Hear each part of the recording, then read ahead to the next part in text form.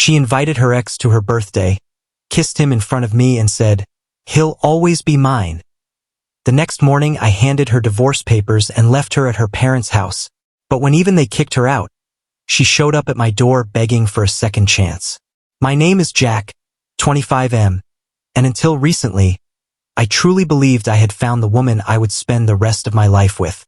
Her name is Vanessa, 22F, beautiful, intelligent, and for a while, she was the center of my universe. I had built my days around her laughter, my nights around her voice, and my dreams around the future I thought we were creating together. But life has a cruel way of showing you truths you never asked to see. And sometimes the person you would have died for is the same person who hands you the knife that cuts the deepest. Vanessa's birthday was approaching, and I wanted it to be special. I remember waking up that morning feeling both excited and nervous, because I knew she loved grand gestures. I had bought her a necklace, a simple but elegant piece that I had saved for, because I wanted her to have something that felt meaningful, something that would sit close to her heart and remind her of me whenever she wore it. What I did not know was that the very same day would become the most shattering, heartbreaking moment of my life, a day that would burn into my memory forever. The party was at her apartment, and she had invited several friends, colleagues, and relatives. I was happy to be there, because I thought this was a night to celebrate the woman I loved. But then something happened that made my blood run cold. Among the guests was a face I never expected to see, her ex. At first, I thought it was strange, but I brushed it off, telling myself perhaps they had stayed on friendly terms, and maybe I should not overreact.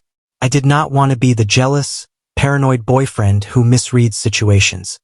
But as the evening went on, my fears grew stronger.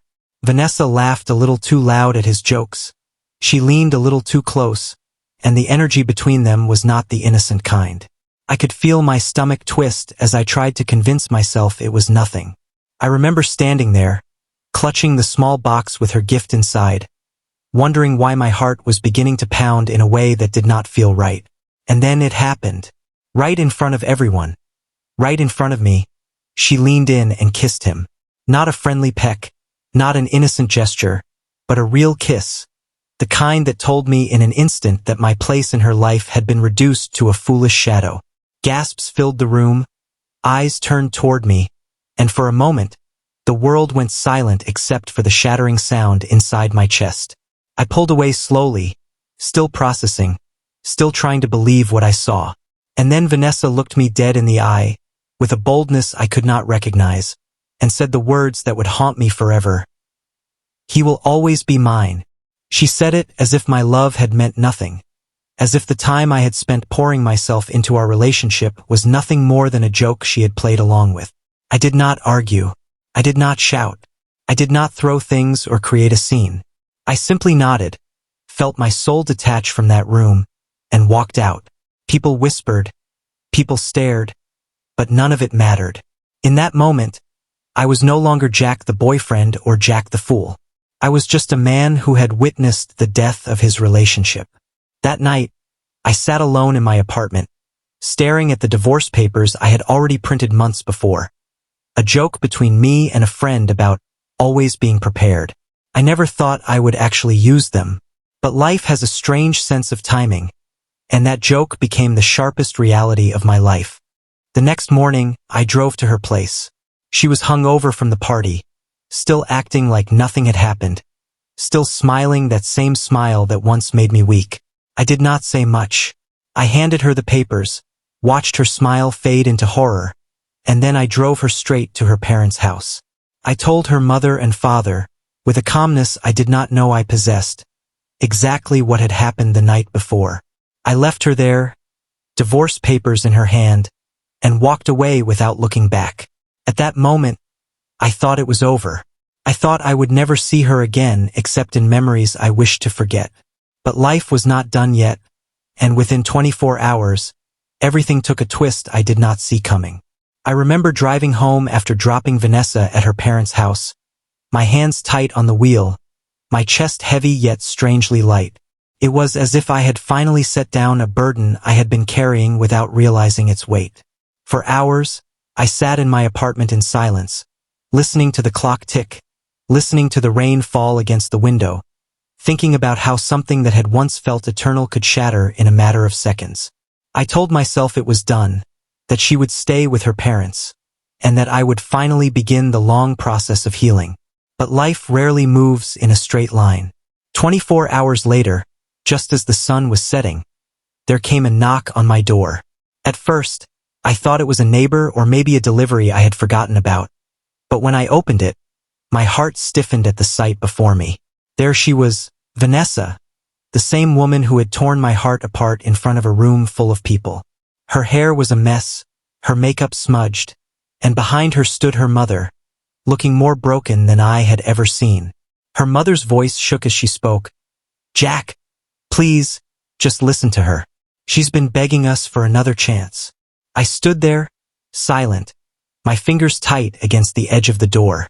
That's when Vanessa spoke, her voice barely a whisper, yet each word carved into my chest like a knife. "Jack, please, I made a mistake.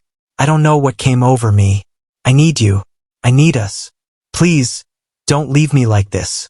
But what struck me even harder was the expression on her mother's face. There was no anger, no defense, no excuse.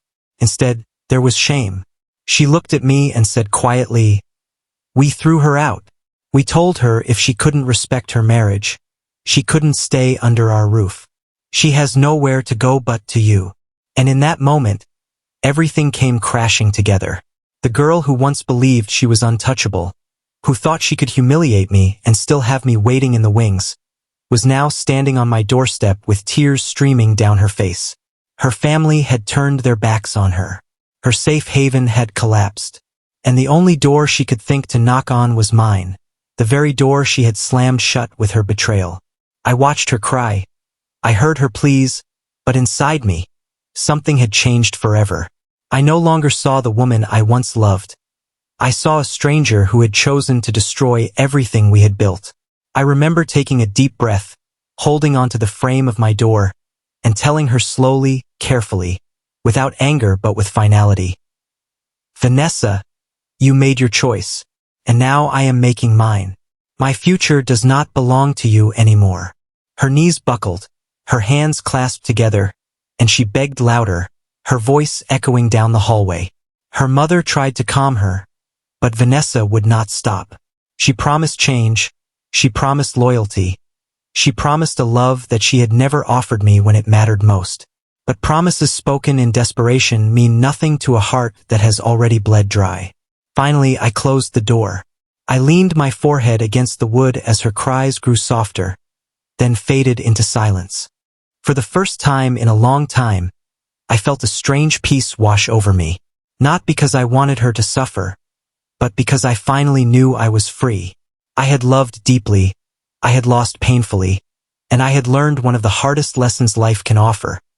That sometimes the person you love most is the very person you must walk away from forever. And as I sat back down on my couch that night, listening to the quiet hum of the city outside, I realized something beautiful amid the ruin. My life was not over. My story did not end with Vanessa. It was only beginning. I had closed a chapter that was poisoned, and now the pages ahead were blank, waiting for me to write them with strength, with hope, and with the knowledge that I deserved so much more than a woman who would invite her ex to her birthday and kiss him while calling him hers. Sometimes the strongest act of love is the love you show yourself. And in that moment, I chose me.